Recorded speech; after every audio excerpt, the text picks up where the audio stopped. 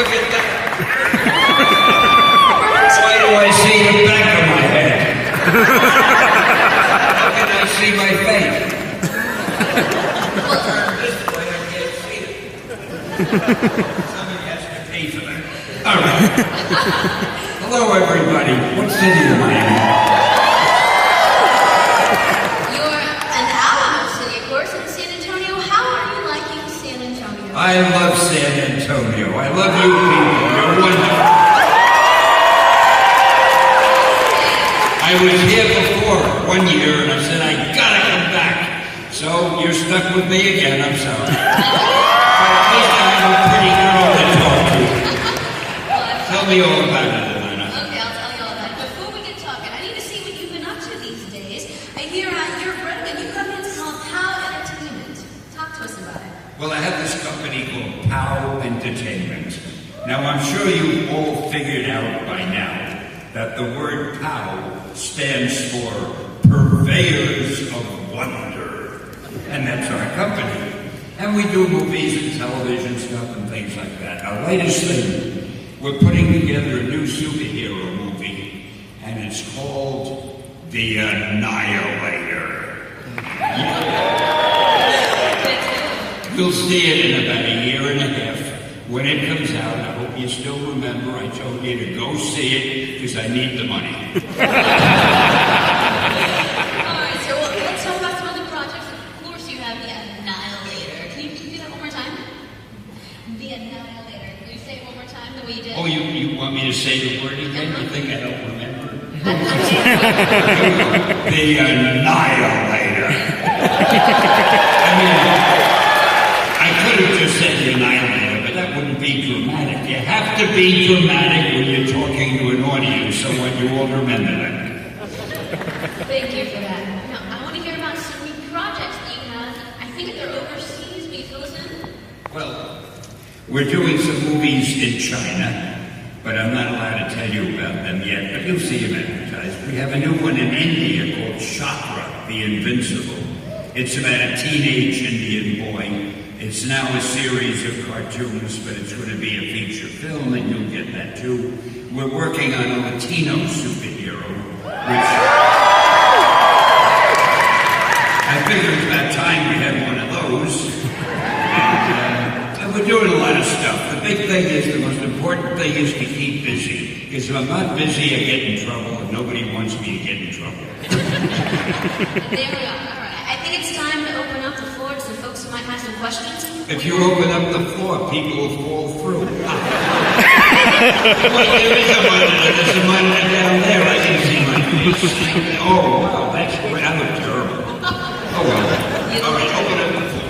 Okay, let's start. Where is right here? Okay. You retired, who do you pass the company on to?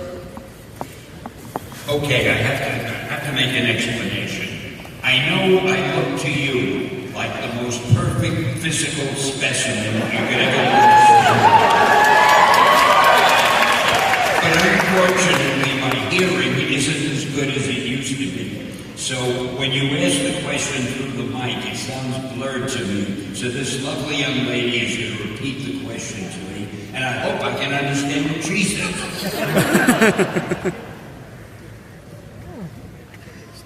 When I retire, I don't intend to retire.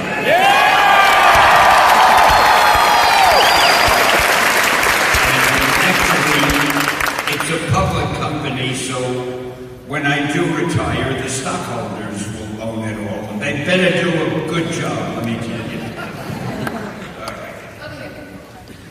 Hello, Sam. First off, a great honor to see you. Obviously, there's a really big presence of fans, and we're pretty great evidence of that. What's your opinion with the forums and fan fiction when it comes to your work?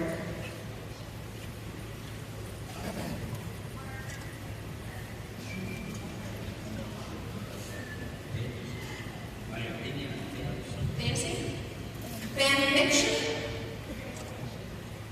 fan fiction. You mean my opinion of the fiction that fans write? Yes.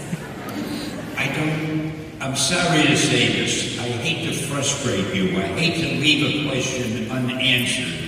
But I don't know of any fan fiction because I don't read any. I don't even have time to read the professional fiction. But I gotta tell you, there are so many fans who are so talented, who are writing things, that I'm sure there must be a lot of great fan fiction going around. And if you are a writer, if you are a fan, and you think you have some great ideas, don't give them up. Put them down on paper. Sooner or later you'll meet somebody who's looking for that idea, and it'll explode. Thank you.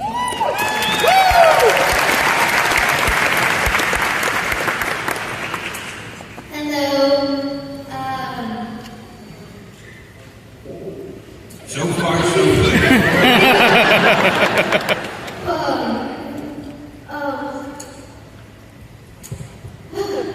Do you think that Peter Parker likes the most, Mary Jane or Gwen Stacy?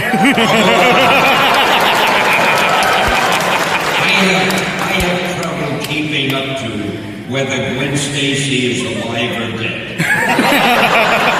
But if she's still around, when I wrote The Two Girls, when I used to write about Peter with them, I was always wondering myself, who would I have him end up with? And some days I think maybe it should be Gwen. I mean, she's a nice gal, she's perfect. And then I thought, well, what about Mary Jane? She's real cool and hip. And then I thought maybe he'd be a bigamist. But I never was sure in my own mind. I figured I'll think of it sooner or later. And then when I stopped writing the script, another guy named Jerry Conway, he killed Mary Jane, and I didn't know she was going to die. And a few months earlier, I had her father killed in a fight. And I thought to myself, the readers are going to think I have something against the Stacy family. I killed the father, and now the girl is killed. But I didn't want Gwen to be killed. But luckily, they brought her back somehow or other. I don't know. The people in the comic business are like God. You can kill somebody, you can bring them back, you can do whatever you want.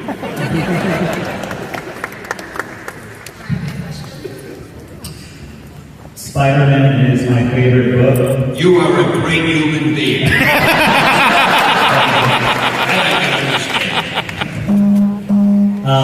What was your inspiration when you killed off Uncle Ben?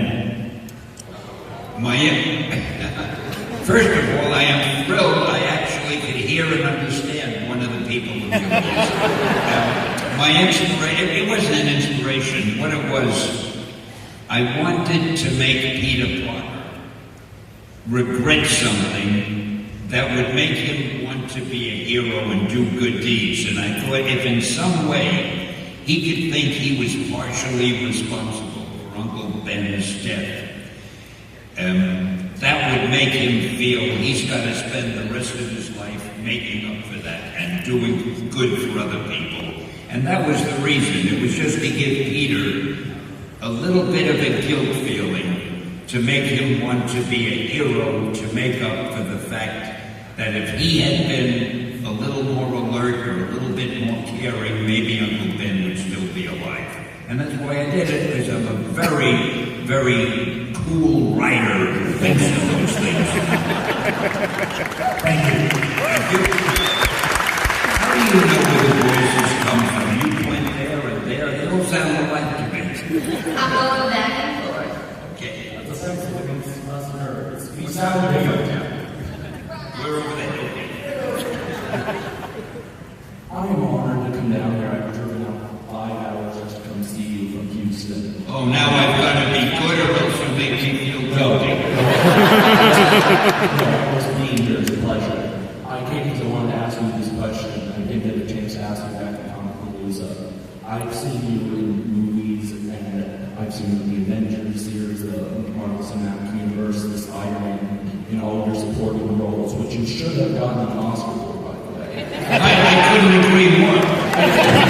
Your Amazing Spider-Man one was your best yet. But I'm looking forward to seeing what you have in store for us in Age of Ultron. But that is another question. Seeing how you all these films, even Princess Bride 2 for some strange reason. Look it up, I'm not joking. I really did wonder why you were all the way down the Guardian of the Galaxy on another planet far away at a different time, yet we're in 1942 with another supporting role. Is it possible that you, Sam the Man Lee, are the Watcher? Well, I will admit I've been keeping my eye on all of you.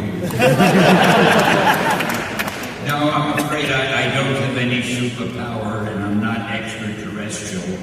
I'll admit I'm a wonderful human being, but I'm really just a little more wonderful than most, but other than that. Would we expect to see you maybe as the Watcher in an upcoming, maybe Avengers 3?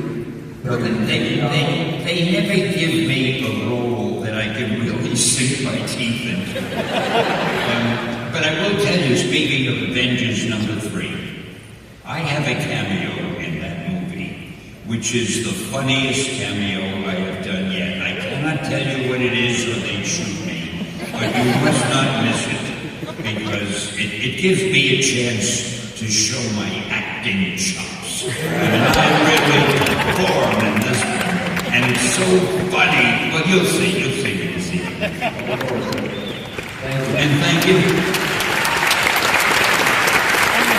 By the way, speaking of all the cameos that I do, you may not realize that. You may think they just give me the cameo to kid around. No, that's how they make a lot of money, and I'll explain why. Take the X-Men movie, the last one. I didn't have a cameo in that. You may think somebody forgot. No, it was planned. For this reason. Somebody goes to see the X-Men, sits through the whole movie, and then says, gosh, I didn't see Stan's cameo. Maybe I blinked my eye, or maybe I reached down for some popcorn and wasn't looking. So what do? They run to the box office and buy another ticket. Because nobody wants to miss my cameo. So X-Men made twice as much money as they expected to make. So you see, it may seem to you it's just a cameo, but it's shrewd business on the part of the movie maker. Hey, Stanley. Hey. Speaking for everyone here that we all love you. Well, that's good to hear. Thank you. And I love all of you, except the DC fans, of course. No, We came from North Carolina to come see you, and my son Avery sitting in the audience back there is one of your biggest fans. Wait. There he is. Hi there, Pete. But I have to tell you, I have to correct you, though. Don't be angry. But I happen to be my biggest fan. You've done so much throughout your career. Are there things that you have on your list of things to do that aren't in production, aren't made yet, or aren't tangible enough? What are you ready to see done? What are you ready to see that's not in production that you haven't had a chance to do in your career? Gee, I've had a chance to do about everything, I guess, except I haven't had a starring role in a movie. Let's make it happen. Here's something else that you can do. You people are very influential because in numbers there is strength. What I want you to do is contact the Film Academy, the Hollywood, whoever gives out the Oscars, whoever they are. And I want you to tell them it is time they had an Oscar for the best cameo of the year. I wouldn't have any competition. They had to give it to me.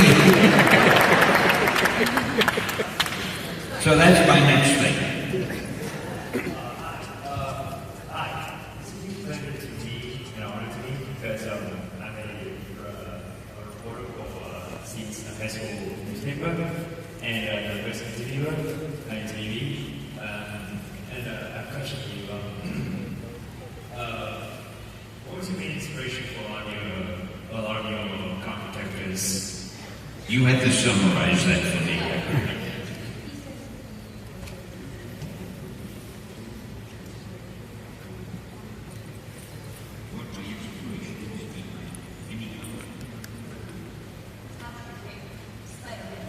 You want to know my inspiration behind my favorite comic book character? Was that it? Yes. Well, my favorite character was Spider-Man. And, thank you, Windows. I can tell you a story about Spider-Man that maybe you have not heard before. I will tell you about the origin, how I came up with the idea for Spider-Man and what happened after that. So settle back, get comfortable. It's long, it's boring, but it'll kill some time. I had an order from my publisher. I worked for a publisher at the time. And he said, Stan, the Fantastic Four is selling pretty well, and whatever other book we had. He said, come up with a new superhero for me. I want to do another superhero. So I went home and I started thinking, now, when you come up with a superhero, really the first thing you have to figure is, why is he a superhero? What power does he have? So I was thinking, what power can I give a new superhero? We already had the Fantastic Four. And we had a girl who was invisible and had a force field. We had a guy who could burst into flame and fly, a guy whose body stretched, and a guy who was the strongest man of all. What was left? So I'm thinking, and I see a fly on the wall. And I said, gee, what if I had a hero who could stick to walls like an insect? And I thought, that's not bad. Well, what do I call him? Fly Man? That didn't sound dramatic.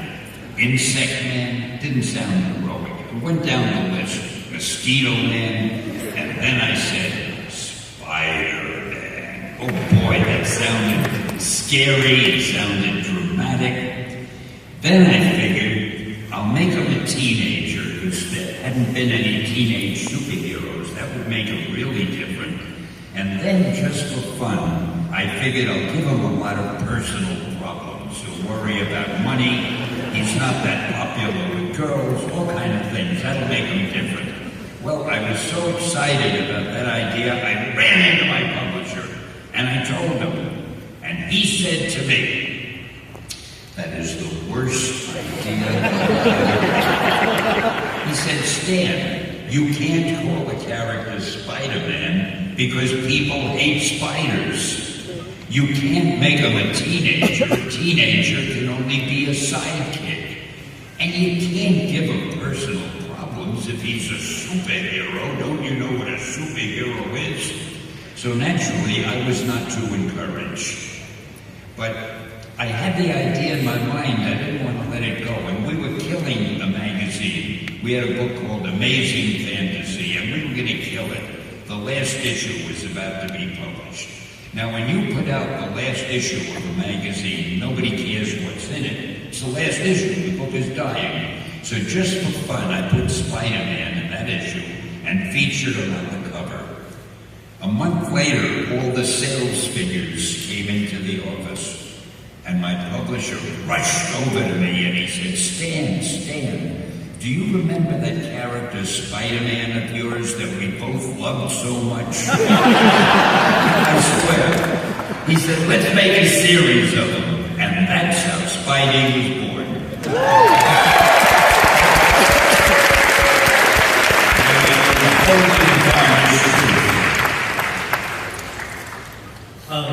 So a lot of people are always really, really excited to meet you, and you always meet all the celebrities and stuff. But who have you been excited to meet, whether it be the president or an actor? Who have I excited to? I met a few presidents, actually. I'll tell you a funny story. My whole life consists of funny stories. For some reason that nobody will ever understand, Professor Bush wanted to give me something called the Medal of the Arts. Every year the president gives out a Medal of the Arts to a handful of people. And I was one of them. It was about 5-6 years ago, I don't know. So I flew down to Washington. Now, what was her name? What was the name of the girl who always co-starred with Errol Flynn in all those movies? Olivia de Havilland. I don't know if you remember Olivia de Havilland. but she also was getting a medal. And she got up to the stage with the president before I did. He put the thing around her neck, and he gave her a little kiss on the cheek. And then it was my turn. So I walked up, he put the thing around my neck, and I don't know what got into me. But I said to him, "You're not going to kiss me too, are you?"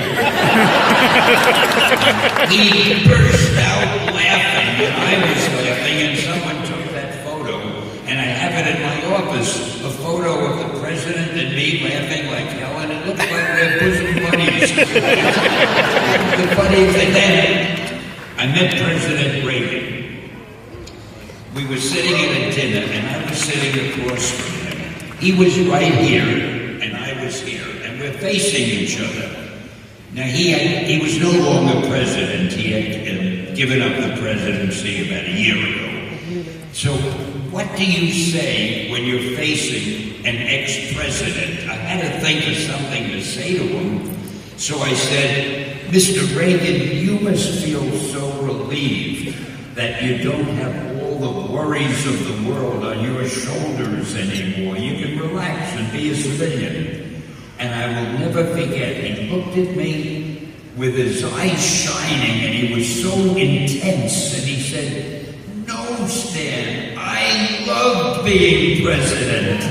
I mean, I never heard anything like that. It really, so I have a photograph of us talking. It's a very funny photo, because in the photo, I'm walking over to him, and he's sitting down, and he's looking up at me like that, and I'm looking down at him. So I like to put little funny word balloons over photos. So over his head, I put a balloon. "Stan, do me a favor." And I'm saying, "Sure, what?" And he says, "Pose for a picture with me."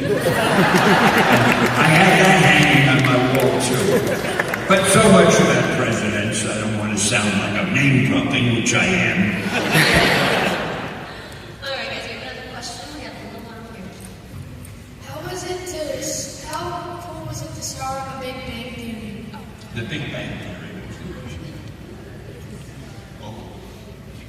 Oh, I love being on that.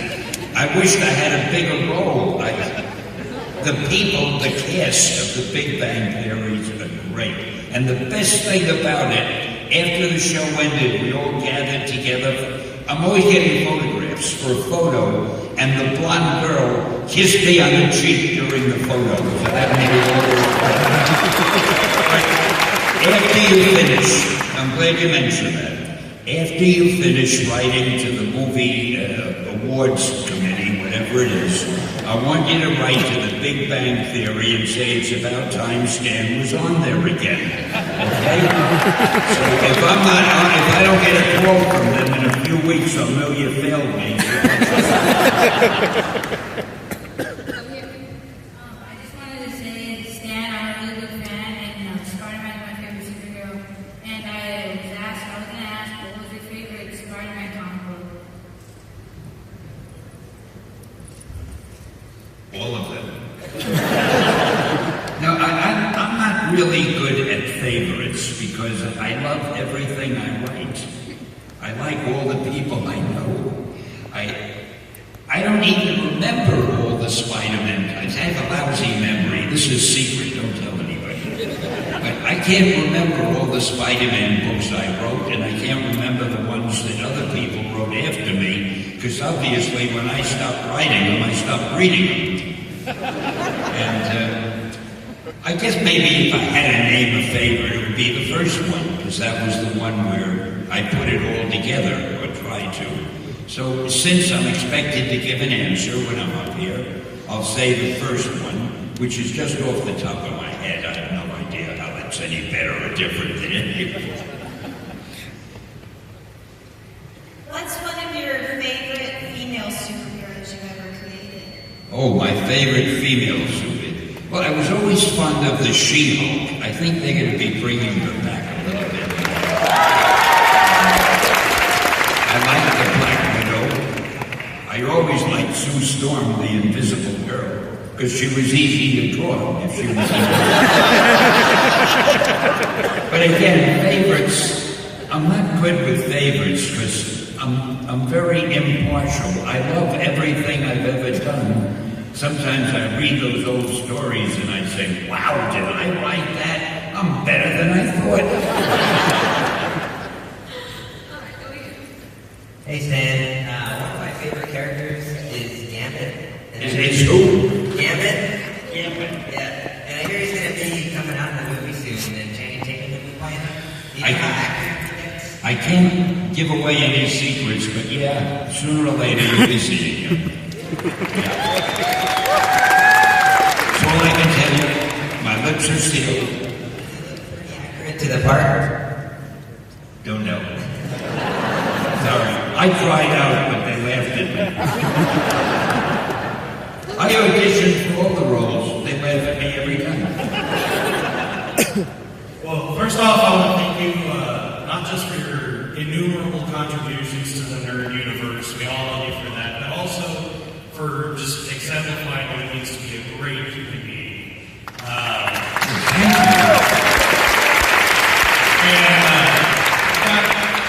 Got a serious question and a fan question. Should I go with the fan question? Yeah? Alright. I heard a story that you were once in a little magazine called Playgirl a few decades ago. I was just wondering how that happened, how you got approached for that.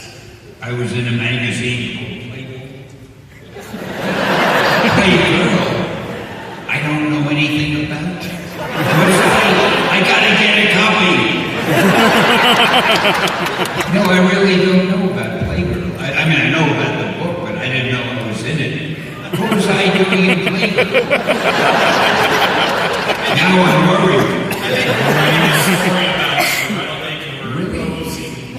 No, Playboy has done a few things about me. It's funny, years ago, I know Hugh Hefner, and he said to me once, we ought to do a Playboy interview with you. And I said, fine. And this was years ago. And then I got a phone call rather, from his editor who said, Stan, we gave up the idea of doing the interview with you because you're not that well known. Your character, Spider-Man, is well known. He's better known than you are. So we're going to do an article about Spider-Man. Well, what the hell? But last year they did an article